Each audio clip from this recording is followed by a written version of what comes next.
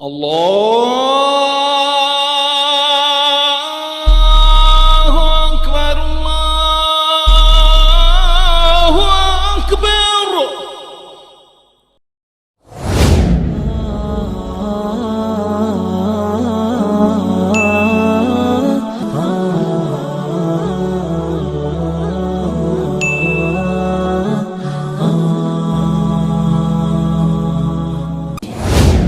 اور ایک صحابی ہیں ابو دجانہ۔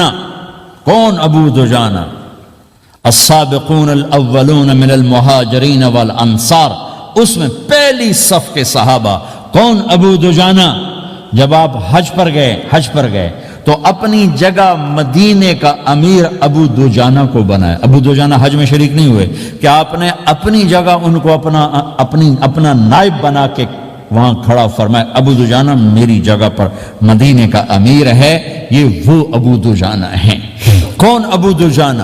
جو جنگ بدر سے لے کر آخری حج تک ہر سفر میں شریک ہیں، ہر سفر میں شریک ہیں۔ ان کی ایک بات میں بتانا چاہتا ہوں، پہلے تھوڑی سی ان کی ہسٹری بتانا چاہتا ہوں۔ کون ابو دجانہ؟ احد کی جنگ میں آپ نے تلوار اٹھائی، کہ اس تلوار کو کون لے گا؟ کئی صحابہ کھڑے ہو گئے۔ آپ نے کہا اس تلوار کا حق کون ادا کرے گا؟ سارے بیٹھ گئے، 3 آدمی کھڑے رہے، ایک زبیر بن عوام، ایک عمر بن خطاب، ایک ابو دجانہ۔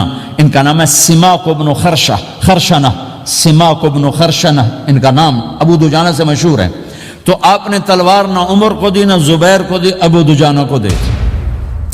تو عمر رضی اللہ عنہ نے تو محسوس نہیں کیا، حضرت زبیر نے محسوس کیا کہ اس کو کیوں دی، مجھے کیوں نہیں دی؟ میں مہاجرین میں سے ہوں، میں پھوپھی کا بیٹا ہوں، میں اس سے دلیری میں کم نہیں ہوں۔ بلکہ حضرت زبیر کی دلیری کی تو دھاک تھی، جدھر سلوار چلتی تھی کاٹتی چلی جاتی تھی، کہنے لگا میں دیکھوں گا یہ کیا کرتا ہے۔ تو ابو دجانہ کے پیچھے پیچھے زبیر ہو لیے۔ تو ابو دجانہ نے جو حملہ کیا تو 3000 کا لشکر تھا، اس کو چیر کے پار نکل گیا، پورے لشکر کو کاٹ کے پار نکل گیا۔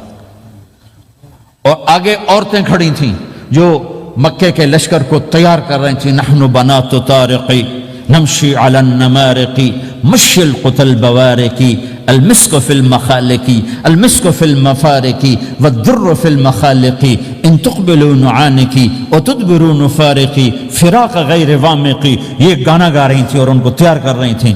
تو جب ابو دجانہ کی تلوار نظر آئی تو سب بھاگی، ہندا پکڑی گئی۔ تو آپ نے یوں اپنی تلوار ہندا کے سر پر رکھی، انہوں نے چیخ ماری، تلوار ہٹا لی۔ تو زبیر پیچھے پیچھے کہ کیا کیا ہے؟ جنگ میں اگر کوئی عورت حصہ لے اسے مارنا جائز ہے، ویسے جائز نہیں ہے، عورت کو، بچے کو، بوڑھے کو ہاتھ لگانا جائز نہیں ہے۔ تو انہوں نے کہا تلوار کیوں نہیں چلائی؟ کہا میرے محبوب کی تلوار ہے، عورت کے خون سے رنگین کر کے اس کی شان نہیں گھٹانا چاہتا، یہ میرے نبی کی تلوار۔ پھر واپس ہوئے، پھر اٹیک کیا اور پھر مجمع کو چیر دیا۔ سامنے ایک آدمی آ رہا تھا ہاتھی کی طرح، اتنا لمبا موٹا تازہ۔ تو زبیر کہنے لگے میرے جی میں آیا کبھی اس کی ٹکر ہونا، پھر میں دیکھوں ابو دجانہ کیا چیز ہے۔ تو اللہ کا کرنا ایسا ہوا ابو دجانہ دونوں آمنے سامنے ہو گئے۔ تو وہ ایسے شاہ سوار تھے کہ دونوں طرف کے لشکر ذرا تھم گئے اور وہ دونوں بھڑ گئے۔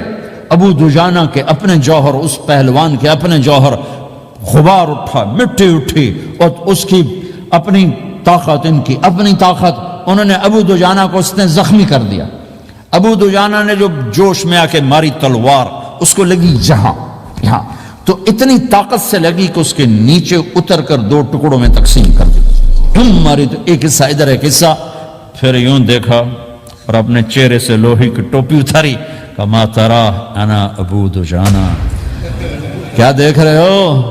میں ہوں ابو دجانہ، تلوار صحیح لی ہے میں نے، غلط نہیں لی۔ یہ ابو دجانہ ہیں۔ اور جب شکست ہو گئی احد کی جنگ میں، اور پھر 10-12 آدمی نے آپ کو گھیرے میں لیا ہوا تھا، ان میں ایک ابو بکر تھے، عمر تھے، علی تھے، طلحہ تھے، زبیر تھے، سعد بن ابی وقاص تھے، اور سہل بن حنیف تھے، عبادہ قتادہ بن نعمان تھے، اور ابو دجانہ تھے رضی اللہ تعالی عنہم۔ ان میں سے ایک ابو دجانہ بھی تھے۔ اور یمامہ کی جنگ میں ابو دجانہ شہید ہوئے، یمامہ کی جنگ میں شہید ہوئے۔ یہ ابو دجانہ کی تھوڑی سی سیرت آپ کے سامنے آئی ہے۔ اس کے بعد اب آپ ان کے قول کو سنو تاکہ اس کا وزن آپ کے سامنے آئے. یہ بدر کے شریک ہیں. اللہ کے نبی نے کہا بدر کا صحابی جو مرضی کرے بخشا گیا. یہ صلح حدیبیہ کے شریک ہیں. اللہ نے قرآن میں کہا لقد رضی اللہ، میں ان سے راضی ہو گیا. یہ صحابی ہیں. اللہ نے کہا کلا وعد اللہ الحسنی، اے میرا نبی تیرے ہر صحابی کے لیے جنت کا وعدہ ہے. اور اب یہ کیا کہتے ہیں؟ یہ کیا کہتے ہیں لوگو؟ ان ارجع عملی عند، لوگو میرے پاس، ابو دجانہ میرے پاس بخشش کا سب سے بڑا عمل جانتے ہو کیا ہے؟ بدر نہیں، احد نہیں، حدیبیہ نہیں، خندق نہیں، خیبر نہیں، فتح مکہ نہیں، آخری حج نہیں. کیا ہے؟ کیا ہے لوگو؟ ان ارجع عملی عندی، میرے پاس آخرت میں بخشش کا سب سے بڑا عمل بس ایک ہے کہ ما آذیت احدا بلسانی، میں نے اپنی زبان سے کبھی کسی کو دکھ نہیں پہنچایا. ولا اجد فی قلبی غلا لاحد، اور میرے دل میں کسی کے لیے بغض کوئی نہیں ہے. بس یہ میری بخشش کا عمل ہے. لا